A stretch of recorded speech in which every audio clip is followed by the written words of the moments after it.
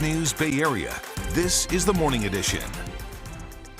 A deadly rampage in the South Bay, leaving people who live here terrorized. I'm Justin Andrews, a live report on the chain of events that led up to this. And the default averted on Capitol Hill, the last-minute Senate vote to suspend the debt ceiling, and the lukewarm reaction from those who supported it. Darren. June gloom doesn't have a whole lot of conviction this morning. There's a few low clouds out there. We'll track it, but I'll show you how fast it goes away and the warming trend for the weekend. We'll look at that for your part of the Bay coming up. And there's an injury crash blocking all lanes on a Fairfield freeway. I'll have details on that coming up. Plus, a look at your top traffic trouble spots.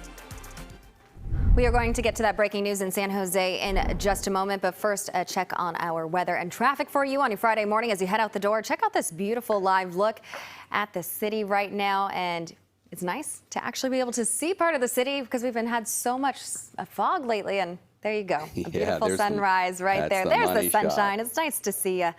He hasn't made himself present for a little bit. That's Santa Clara Valley. So we're looking at the view from the hills on the west side. And it looks a little hazy there, but those weren't clouds. It's clear sky there, and most of us are waking up to clear sky today. Nice way to get the weekend started. And it's going to be more of that going into the weekend. Saturday and Sunday is less in the way of marine layer and more in the way of slightly warmer temperatures. The view from Mount Diablo looking out off towards the west, and you can see Walnut Creek there. We'll look at Walnut Creek for the example on this warming trend.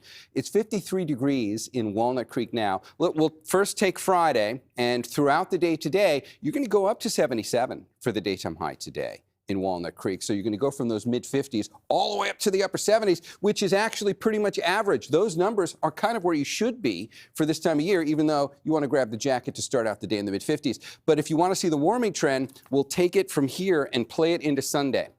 And the numbers here only go to the low 80s. So it's like 4 or 5 degrees warmer than you are today. But it does fit this theme of a trend. Everybody's going up several more degrees from these numbers. So here's Friday for everybody. You can pick out your part of the Bay. We'll make it to the low 70s for the south, mid 70s for the South Bay. It'll be low 80s for the inland East Bay. There's a 10-degree cool down after the weekend. And Gianna, you and I were talking about this, about a 20% chance of a drop or two of rain for next week. More on that later. For now, how's the drive looking? Darren, I want to point out it was 10% yesterday that you said. It was. It's going in the wrong direction. All right, let's take a look at the roadways right now. I want to start off with this trouble spot in Fairfield. If you are getting ready to make that ride along Highway 12, just a heads up, eastbound 12, all lanes are completely shut down. This is due to an injury crash involving a large truck carrying a lot of concrete. So it overturned in lanes. It's now blocking all lanes eastbound. This is right around Scally. So they are diverting traffic off the freeway at Walters. No word yet as to when these lanes will open up and things will clear, but they're going to have to clear the crash, the truck, plus all the mess and debris in the roadways. So you've got slow-go conditions in both directions. Stick with alternates. Kind of tough to find a plan B as you head through there, but it certainly is going to be slow for most of the morning along Highway 12 eastbound right at Walters. Amanda. Gianna, thanks. Developing this morning, there is fear and fright in the South Bay after police say a man went on a deadly rampage across several neighborhoods. Here's what we know so far this morning. In San Jose, 2 people were run over and killed. A third was injured. 2 people were critically injured in separate stabbings, and a third person was stabbed to death in Milpitas. The violent spree started in San Jose's Pepper Tree neighborhood. You can see it all on the map right here on your screen. It ended more than an hour later in Milpitas. The attacks happened at 4 different locations here.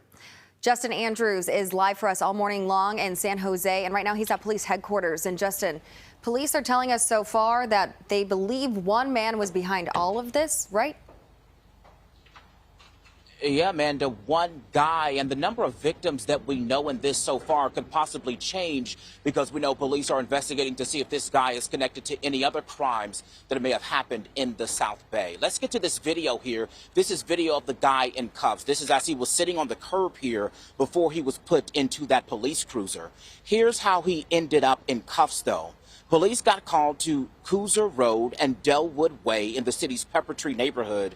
This was around 3:11 yesterday afternoon. That's where police say the suspect stabbed someone, leaving them with life-threatening injuries. Police say the victim's car was then stolen and driven roughly 2 miles away to Hillsdale Avenue, where just 20 minutes later, the same suspect carjacked another vehicle, stabbed the driver, drove off in the car, and hit someone in the Target parking lot as he sped off.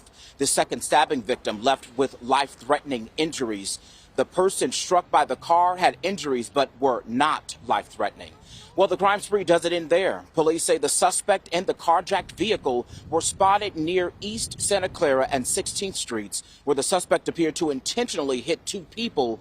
Both died. Less than an hour and a half after all of this unfolded, Milpitas police were called to a stabbing in the parking lot of the Smart and Final store on Jacqueline Road. The victim died. Not long after, police arrested that suspect. We're still investigating to see if there are additional crimes that have occurred that we're not aware of. So if anybody has more information about incidents that involve violent felonies that occurred during this afternoon time period here in San Jose or other neighboring jurisdictions, we want to know about those. Now, right now, police don't have a motive in any of this, but one thing that is pretty scary for people, they say this crime spree has literally had them shaken.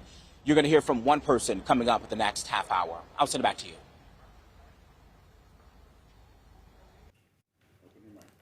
Justin, obviously a very shocking moment for so many people in that community. We will continue to follow this.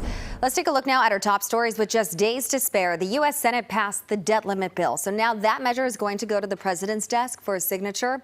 The bill will suspend the debt limit through next year and imposes new spending caps. Lawmakers, they scrambled to get this legislation through to avoid a serious government default.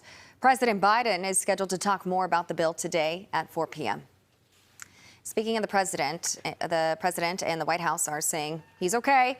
After the president took a fall on stage, he was speaking at a graduation ceremony at the U.S. Air Force Academy when he tripped over a sandbag on the stage yesterday. The president was quickly helped up and the ceremony went on. Definitely not an easy one to watch, though. Afterwards, he appeared to be okay and in good spirits. Let's look at your top stories.